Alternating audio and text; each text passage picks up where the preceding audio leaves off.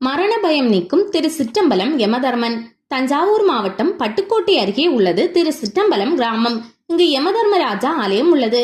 6 அடி உயர எருமை வாகனத்தின் மீது முறுக்கிய மீசையுடன் பாசக்கயிறு, ஓலை சுவடி மற்றும் கதையுடன் கம்பீரமாக காட்சி தருகிறார் யமதர்மராஜா. 2000 ஆண்டுகளுக்கு மேலாக இவர்தான் இப்போதைய மக்களுக்கு இஷ்ட தெய்வம். சாதாரண மண் கட்டிடமாக இருந்த இந்த ஆலயம் தற்போது பலதரப்பட்ட மக்களின் உதவியோடு மிக சிறப்பான முறையில் கல் கட்டிடமாக எடுத்து கட்டப்பட்டுள்ளது. தல வரலாறு: அன்னை பார்வதி தேவி ஒருமுறை செய்த தவறுக்கு பரிகாரமாக பூலோகம் செல்ல வேண்டிய நிலை வந்தது. பிரகதாம்பாள் என்ற பெயர் பெற்ற சிறு குழந்தையாக பூலோகம் வந்த அன்னையை வளர்க்கும்படி யமதர்மராஜாவுக்கு கட்டளையிட்டார் சிவபெருமான். பிரகதாம்பாள் வளர்ந்து பெரியவளானதும் தனக்கு மனம் முடித்து வைக்க வேண்டும் என்ற நிபந்தனை யமதர்மனுக்கு ஈசனால் விதிக்கப்பட்டது. அதன்படியே அன்னையை வளர்த்து வந்தார் யமதர்மராஜா. இந்த நிலையில் பருவ வயதை எட்டிய பிரகதாம்பாளை சிவபெருமானுக்கு மனமுடித்து வைக்க தேவர்களும் முனிவர்களும் முடிவு செய்தனர். ஆனால் சிவபெருமானோ நீண்ட தியானத்தில் இருந்தார். அவரை எப்படி தியானத்தில் இருந்து மேலே செய்வது என்று அனைவரும் ஆலோசித்தனர். சாதாரணமாக போய் அவரது தியானத்தை கலைத்தால் அதற்கான தண்டனையை அனுபவித்தாக வேண்டும் என்று தேவர்களுக்கு தெரியும்.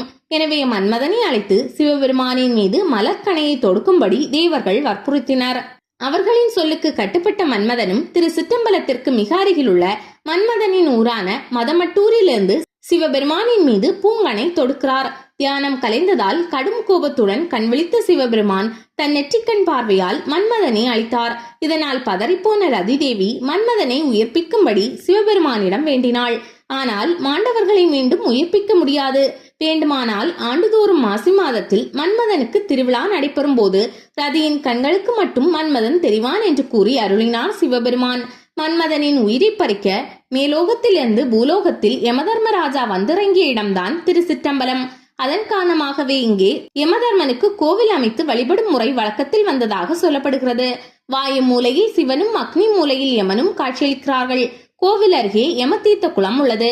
இங்குள்ள குளத்தில் பெண்கள் யாரும் நீராடுவது கிடையாது. துக்க நிகழ்ச்சி போன்றவற்றில் கலந்து கொண்ட ஆண்களும் இந்த குளத்தில் நீராடுவது கிடையாது. கோவிலின் சிறப்புகள்: ஒவ்வொரு நாளும் யமகண்ட நேரத்தில் இத்தலை யமதர்மனுக்கு பூஜைகள் நடக்கும். அந்த நேரத்தில் யமனை ஒரு நீதிபதியைப் போலதான் பாவிக்க வேண்டும். திருமணம், வளைகாப்பு போன்ற மங்கள நிகழ்வுகளின் பத்திரிகைகளை யமதர்மனின் காலடியில் வைத்து வழிபடும் வழக்கம் நெடுங்காலமாக இருக்கிறது. பணத்தை வாங்கிக் கொண்டு யாரேனும் ஏமாற்றி இருந்தால் அவர்களின் பெயரை ஒரு தாளில் எழுதி அதை பூஜித்து சூலத்தில் கட்டிவிடும் வழக்கமும் இங்கே உண்டு. இதற்கு படிக்கட்டுதல் என்று பெயர். படிக்கட்டிய சில நாட்களிலேயே பணம் பலருக்கு திரும்ப கிடைத்துள்ளதாம்.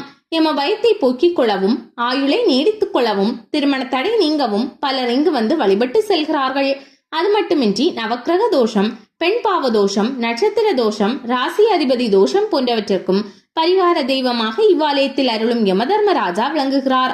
நாளுக்கு நாள் இந்த கோவிலுக்கு பக்தர்களின் எண்ணிக்கை அதிகரித்துக் கொண்டே போகிறது.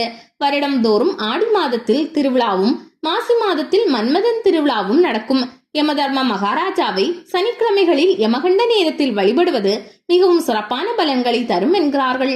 இவ்வாலயம் தினமும் காலை 6 மணி முதல் மாலை 6 மணி வரை பக்தர்கள் தரிசனம் செய்வதற்காக திறந்து வைக்கப்பட்டிருக்கும். அமைவிடம்: பட்டுக்கோட்டையில் இருந்து அறந்தாங்கி செல்லும் சாலையில் சுமார் 16 கிலோமீட்டர் தொலைவில் உள்ளது திரு சிற்றம்பலம்.